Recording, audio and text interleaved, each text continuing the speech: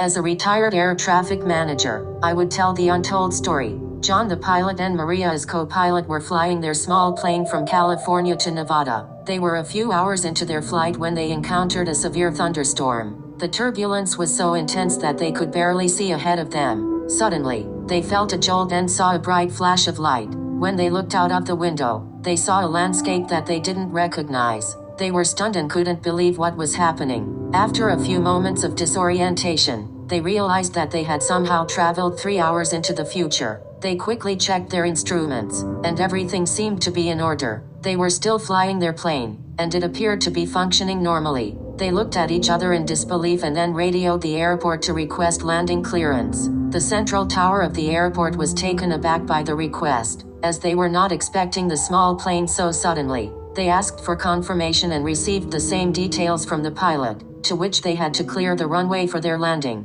John and Maria landed their plane safely and were immediately surrounded by authorities who were curious about the sudden appearance of their aircraft. They were taken to a room for questioning, where they tried to explain what had happened. The authorities refused to believe that time travel was possible. After hours of questioning, they were finally released, but not before being threatened not to disclose anything about their experience. John and Maria left the airport feeling shaken and confused. They knew that what they had experienced was real, but they couldn't understand why the authorities were trying to cover it up. When the news reporters asked them what had happened, they remained silent, afraid of the consequences. They knew that they had been lucky to make it back alive and didn't want to risk anything happening to them or their families.